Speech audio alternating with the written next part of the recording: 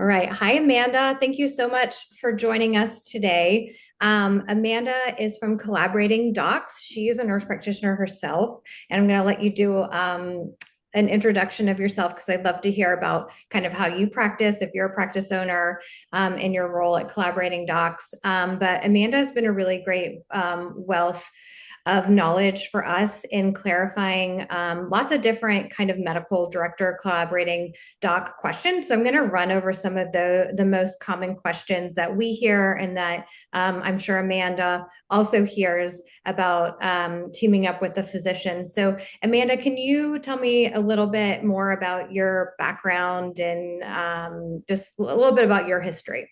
Yes, absolutely. So my name is Amanda Guarniere. I have been a nurse practitioner now going on 14 years, and I am a practice owner myself. I have a small medical aesthetics and wellness practice here in Connecticut. So I do facial injectables, I do medical weight loss, I do hormone replacement therapy, and got some of my start at the very first Injectables EDU summit. So I'm a proud student of Injectables EDU as well. So that is my on the side venture, but my primary role, my full-time job is as the director of growth for Collaborating Docs. And so Collaborating Docs is a service. We match nurse practitioners and PAs with collaborating physicians where required.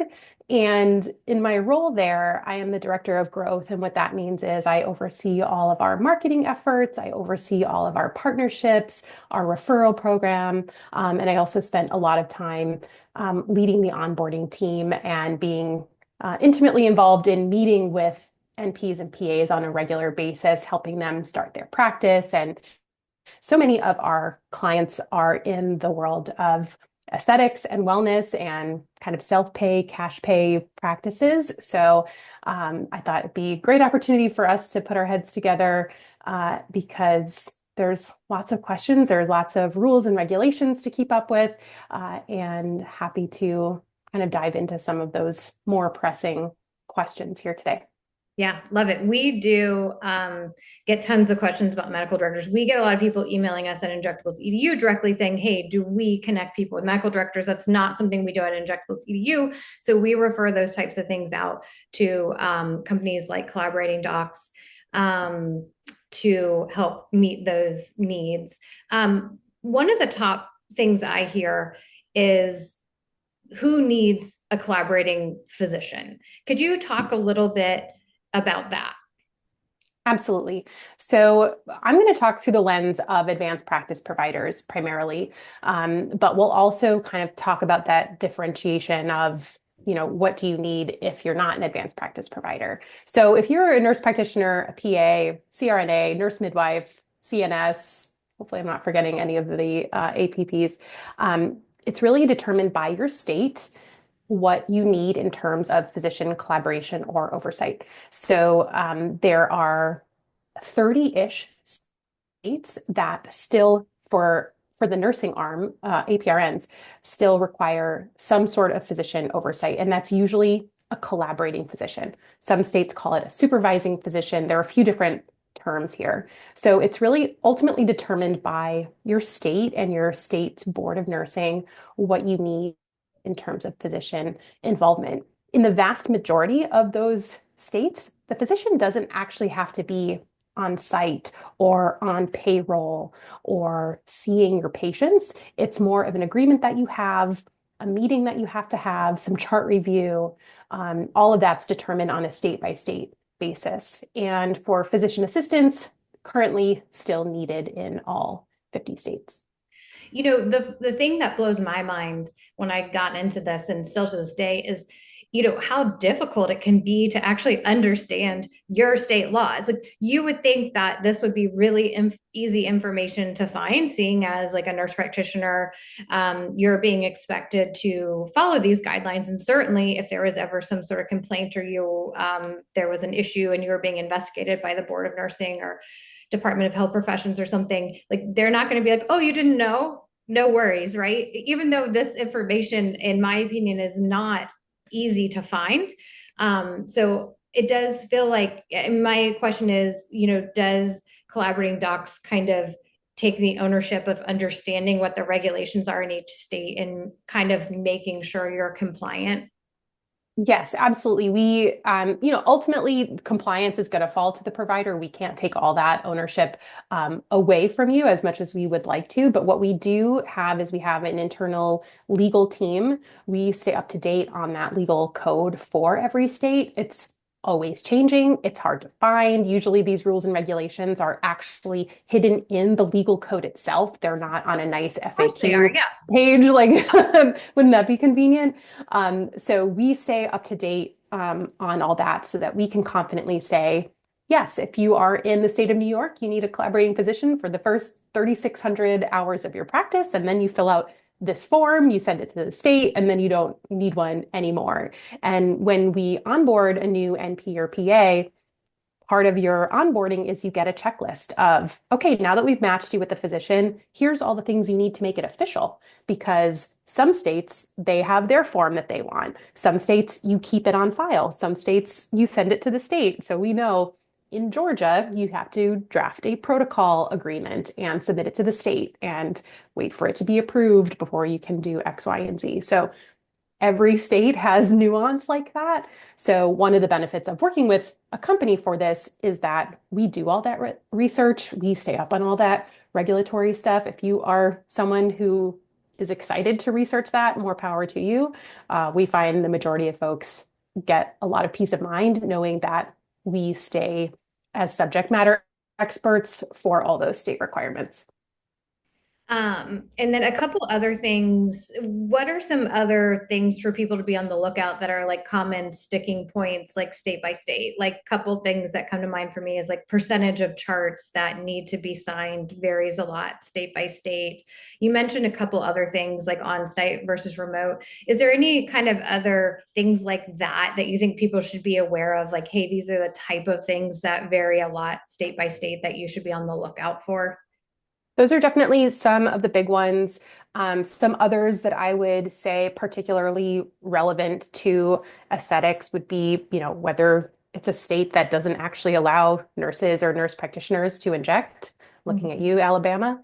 Um, and also, there are some states that require the physician to have a state issued DEA license if the provider is going to be prescribing any controlled substances. So if you're also doing HRT or testosterone replacement therapy, you need to be mindful that you can't just have any physician. The physician needs to not only be licensed in your state, but also have a DEA issued in the state of your practice. So, and then there are other things like which products are you allowed to order versus which are the ones that are going to require your physician's information or signature every Yeah. time. A couple, as you were talking, a couple other things that came to my mind is like specific type of like specialty. For instance, my understanding is Florida that it needs to be like a core physician, but it sounds like there's a lot of loopholes to get around it. It's not a simple thing. So maybe like needing to have some sort of specific training or specific specialty from your collaborating physician.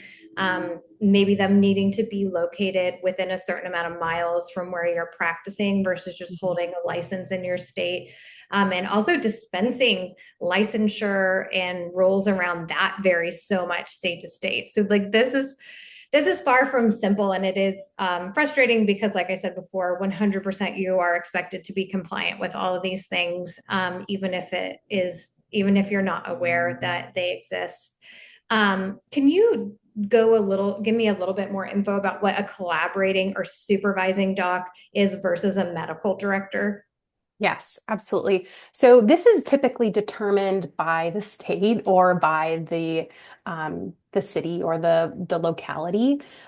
We find in our experience that in the majority of scenarios, these are terms for the same thing when it comes to state regulation and compliance. So it's just a matter of which terminology is being used. That said, sometimes a medical director colloquially is referring more to someone who may have an on-site presence, who may be involved in the building of your protocols and procedures, who may have, their face on your website. They may, be coming into the office or seeing a portion of patients. And there are a handful of states or places that require documentation of that medical director. When we're kind of parsing out, okay, what type of provider do you need? We usually look to the NP or PA to to say to provide us with any documentation that they have, whether it's from the Department of Health or, a state organization. If it's saying, they need the signature of your medical director, or usually they will define what is needed from that medical director, and then we can look at that and say, okay, is this just a collaborating physician or supervising physician with different terminology, or are they actually requiring that physician have a physical presence, that they see patients a certain percentage of the time? If that's the case, then, unfortunately, we aren't able to fulfill that. And then we'll guide that provider on alternative ways of finding a more traditional medical director who's usually going to be someone who's on your payroll, who's coming to your practice to fulfill that role in kind of a fractional capacity. One thing I always advocate for too is to get everything from any like pharmacy board, nursing board, medical board, Department of Health professionals. I always recommend submitting these things via email form or in writing. So the response that you get is in writing because, somebody, even well intentioned, gives you inaccurate information that you then use. You want to have a paper trail because, like we've said, I mean, even just trying to explain what you're just saying about true medical directors and on-site, it's still clear as mud pretty much. And that's because we can't speak to every state. But just try and get everything you can in writing is my 2 cents, because you just don't know who you're going to get on the phone and their depth of knowledge when you're talking to places. Another just random thought that I was having is that typically your collaborating doc or med director is going to be covered by your malpractice. It's typically not that much money to add them to your malpractice as like the nurse practitioner, PA, business owner. The other thing, I guess I had a question was like medical director versus collaborating physician or supervising is, right, only an advanced practice provider can collaborate with a physician, right? So when you're talking Correct. about, and I know that collaborating docs specifically really niches to only NPs and PAs, which is nice. That is your specialty. But if you're falling into that RN category, a lot of times it's that you are having a medical director agreement with your clinic with a physician. It's not a collaborative. You can't collaborate. Right. Nurses cannot practice medicine. So it just gets into some of this like legal minutia that you want to make sure you have the appropriate paperwork, like, the template that we sell through Injectables EDU for medical director or collaborating agreement. And I'm guilty of using those things synonymously because oftentimes they are considered the same thing, but is not appropriate for a nurse to be using with a physician. It's intended for, a nurse practitioner, PA, advanced practice provider, and it would still depend on your state. Which this is not all to feel overwhelming, but I think it's important that people are aware that there are a lot of nuance to this. It's very state specific, and that to get it totally straight, you at minimum need to bring in some sort of experts, legal advice to make sure, because nobody wants to risk their nursing license to do this, and we want to do it compliantly. I don't know, anything else in my little like monologue rant there that I had that popped up for you, Amanda? No, I totally agree.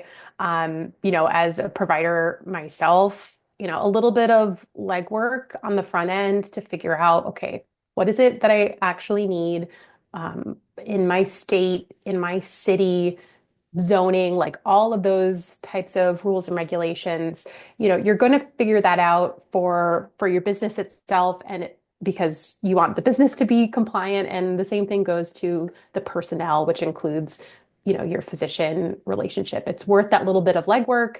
It's worth meeting with those experts, whether you're kind of doing it all together yourself, whether you're working with a service like ours, to make sure that you're checking all those boxes so that you can sleep well at night. Because, at the end of the day, once you open, you really want to be focused on your business growth and your patients and your outcomes, and kind of having these boxes all checked in advance and makes it a lot easier, I think. Yeah. And if it was easy to go open your own practice, everybody would do it. It's still possible. Obviously, we've both done it, and it takes a ton of work and it takes a lot of investing in your own education. Nobody is there behind you to do that for you. Um, so what can you tell me just a little bit more about like what sets collaborating docs apart? Kind of give me a quick run through of like what's included in collaborating docs if they sign up with you. I always am interested to know like is there some sort of commitment that somebody has to stay with collaborating docs for a certain amount of time? I'd love to just hear a little bit more about what collaborating docs offers and who would be a good fit for you guys. Yes, absolutely. So if you are any flavor of APRN or physician assistant, then you would be a good fit for us. We match you with a physician within 14 days, a compliant physician for your state. If you're doing aesthetics, they're going to have aesthetics training. We include 10% chart review or whatever minimum is required in your state. You'll have a monthly meeting with that physician. The physician will be available to you during normal business hours for any questions or things that come up during your workday. We also include the med malpractice for the physician if you don't want to add them onto your policy. So that's included as well. We draw up all the legal agreements. Our staff, the majority of us are advanced practice providers. So I think that's definitely what sets us apart in terms of the company. We have one physician on staff. She's our founder CEO, Dr. Annie DiPasquale. But our onboarding team and a lot of our team members are NPs and PAs. So we definitely understand where everyone is coming from. Also, we don't have any long-term contracts or agreements. So all of our agreements are essentially month to month. We write them for a year because that's what the boards of nursing like to see. But you'll see in your service agreement, there's no penalty for termination. You can cancel at any time. There's no even notice that you have to give. You let us know, and we don't charge you anything additional. So it's really easy. It's really flexible. It's low risk from a financial standpoint, because we know that sometimes your plans change or your situation changes, and not having a month's worth of service, or sorry, a year's worth of service payments that you're owing in case you decide to move or not pursue the practice. We know that that's a big hurdle. So we like to keep things flexible. And also we do have a discount for injectables EDU. So if you decide to meet with our team, if you put injectables EDU as the referral code, you'll get $250 off your onboarding fee. Woohoo, love that. And I know that for you guys, pricing does vary kind of given all these moving pieces, state by state requirements, things like that. Is there a range that that a advanced practice provider would expect to pay on a monthly basis, or like a startup fee, anything like that, that you could share to kind of just give some idea price wise where we would be at? Yeah, absolutely. So with the discount, your onboarding fee, your startup fee will be $250. And then in terms of the range, if you're doing any sort of in-person aesthetics treatment, your range is going to be from about $1,100 to $1,400, depending on what you're offering, the state that you're in, and some nuances there, because we do customize our quotes for everyone based on those things. Do you guys cover GLP-1 Yes. compounded services? Yes. Okay, great. It's covered under our aesthetics pricing. Okay, awesome. The thing I want to end with you as a injectables EDU community member and grad from some of our stuff, what advice, just in general, would you give the next NP coming behind you, starting their own practice? I'm really putting you on the spot with Gosh. this No, one. no, it's okay. And this is great. My first piece of advice would be to invest in your success. So, I took courses, I went to the summit, I paid money of my own before I had any money coming in because I knew that that was necessary to get started. And I had faith that it would come back to me, which it did. So, plan for that, have a plan. You don't have to go into a ton of debt. But plan for those startup expenses. That would be my first piece of advice. My second piece of advice would be to listen to your patients and to your community. So when I first started, I thought I was going to be exclusively aesthetics. And I started out and had a handful of aesthetics clients, and then lots of people started asking for weight loss services. So I was nimble and pivoted and did training, learned, built that into a new service. And now the same thing is happening with hormone replacement therapy. So still keeping things focused, not adding too many services to the mix, but listening to what people are asking for as a way to see what the market is asking for. Because ultimately, if you don't have any patients, you don't have a business. So it can be a lot easier when you listen to what the people want, and if it's aligned with what you have to offer, finding a way to integrate it. I love that. Like what I heard you say is that you're treating your ideal patient like that avatar of who is your client, and you're treating that person, and you've made it more holistic, offering for that ideal patient for you. And what I didn't hear you say is you didn't say, "Oh, I bought this really expensive device," because my best guess is none of your patients were coming in asking you for a $250,000 M sculpt. So just remember that too. I thought that was very interesting. What you didn't say was a part of your growth path, and I'm sure you've interacted with enough other, NP business owners to see some of the common pitfalls. But Amanda, thank you so much for taking the time to meet with me today. I think that all this content and answering all of these questions is really going to help a lot of people getting started.